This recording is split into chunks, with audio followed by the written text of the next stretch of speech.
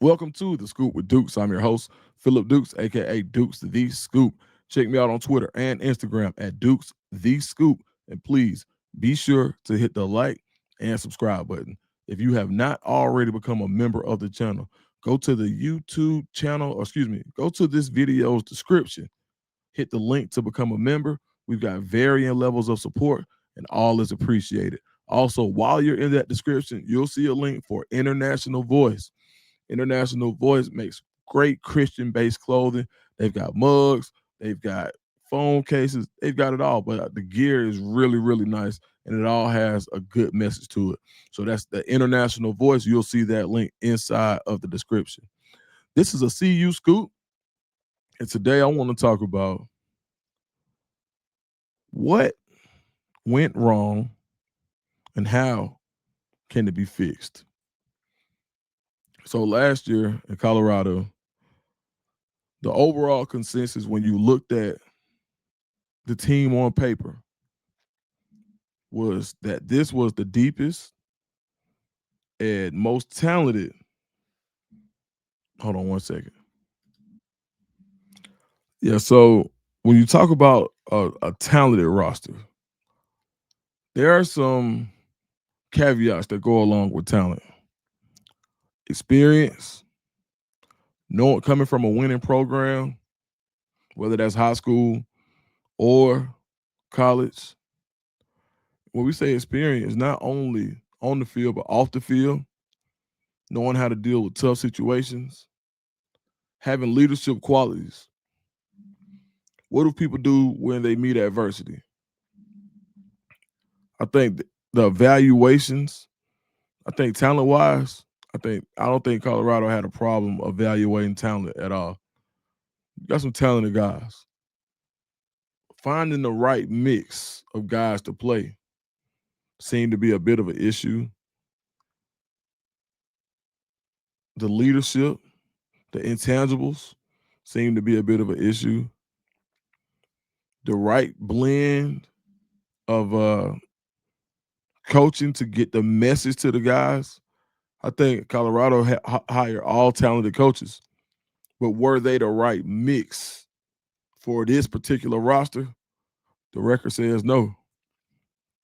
So I think now, and I think some of this really, when you look at everything that Coach Prime had going on this past year, whether it was his cancer diagnosis, whether it was his sons going to the NFL, whether it was his basically adopted son, Travis Hunter, also winning the Heisman, going to the NFL.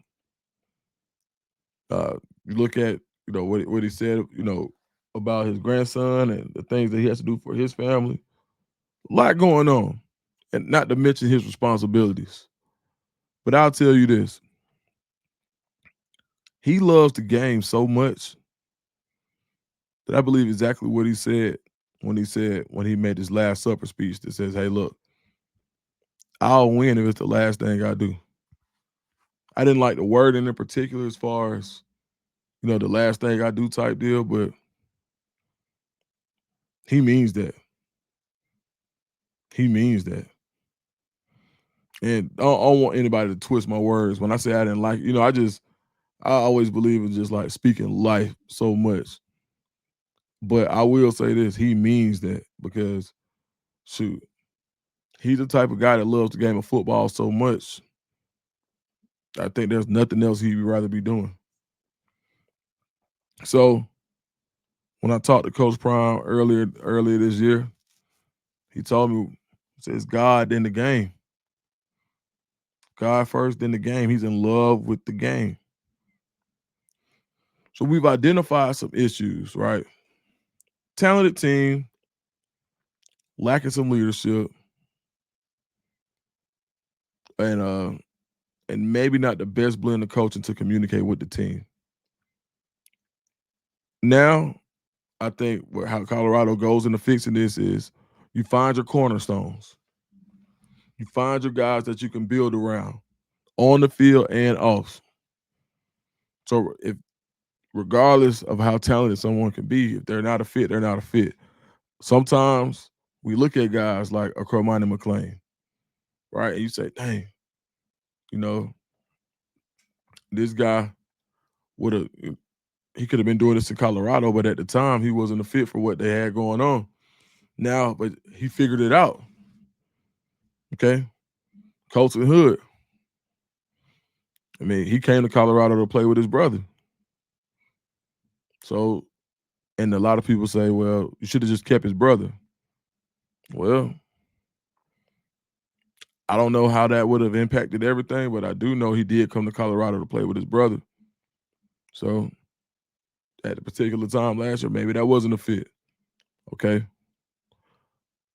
You look at guys who have left the program, and some guys just wanted to leave, right? But I think you can only cry over spilled milk for so long. And you cannot be successful unless you have guys who want to be in the program. So now, when you look at NIL and the opportunity that Colorado presents, you got to go find your cornerstones, and you got to, and the cornerstones are guys who believe in how this program is being built. You've got to find guys that believe. You got to go recruit right now. Your signing day is a day or two away. I think you've got guys who want to be there, but you also got to get guys that are in that locker room. You got to retain the guys who want to be there. You got to make sure that the guys that you're choosing to build around are guys. You look at London Merritt, Alex McPherson, two guys. You got to keep them. Young guys. They got the IMG work ethic. You got to keep those guys. You want to do your best to keep a Jordan Seaton. I mean, you want to Julian Lewis without a doubt. Brandon Davis Swain, without a doubt. Tawfiq Bayard, without a doubt. I mean, you got some guys who have some NFL potential, like a DJ McKinney. If you could work that out, if you could work it out with, Omarion Miller. And yeah, I'm hearing all of the rumors and stuff, but I wasn't there. I don't know. So, and I haven't had direct contact with any of these guys, so I don't really want to speak too much in the what ifs. But all of these guys are important. But more than anything, and it can become cliche after a while, is that you have to get guys who believe in the process and in the program. If the rule says be at your 7:30 meeting, if the rule says a 7:30 meeting means that you got to be there at 7, then find guys who have a history of getting there at 6:45. Go get guys who are early. When you call other schools to check on a player who isn't playing and say, hey, I want to see what this guy, I want to see this guy who you may not be able to pay to ride your bench this year. We may have opportunity for this guy to come start. Was he the type of guy who was first in his drills? Was he the type of guy that would fight for reps, or was he the type of guy that seemed like he was always ready to go from practice? Where was he on the list of film watching? Was he first? What does the strength and conditioning coach where he's coming from? What do they say? Those are the type of questions that have to be asked. When it comes to coaching, the message, understanding, and I think Coach Prime is going to really dive into this portion of it from what I'm hearing. The message that he wants to convey as a football team, position by position, whether it's D-line, whether it's at linebacker, whether it's at corner, whether it's at safety. What does Coach Prime, what story does he want to be told at each position group? And do you have the characters in this play to make this believable? Do you have what you want the movie to be? Do you have the right actors in place to get the plot across? And that's just an analogy, but it makes sense. Think about it. let's look at a movie like The Terminator, right? You got a good plot, you got a good script. Would you want Kirk Franklin to be the Terminator? Even though he's talented, nobody can say nobody can say Kirk Franklin isn't talented at what he does. But would he be the best guy to be the Terminator? And I think when you think about the story that you need to tell, all right, if you want to be a run stopping defense, do you have guys that are relentless on and off the field? Not just guys who are big, but I need someone who's going to be relentless in everything that they do. Relentless. I think those things are important as far as evaluating and finding and getting this thing turned around. But understanding, and I think it starts with the coaching staff, knowing what are your fourth down tendencies? What are your first down tendencies? How often do you win first down? How often do you call run? Are you a run to pass? Are you a pass to run?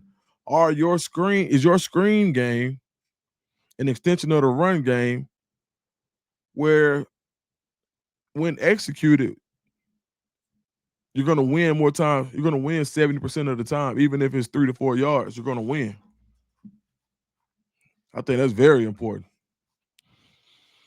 So yeah, now where Colorado is, you're at the point where you could see an effective a mini rebuild, and there are going to be some guys that I think, frankly, fans are going to be heartbroken about, and they're going to be. And whether that's on the coaching staff, whether that's on the support staff, whether that's from the players, because Colorado gives you so much access to the program, you can fall in love with so many players. So you're going to see activity in the portal. You're going to see coaches not being retained. Over the next 2 weeks, the story will be told. And I think it's up to now for Colorado fans to trust the process. What do you think should happen? Drop it in the comments. That's my time. Thank you, guys.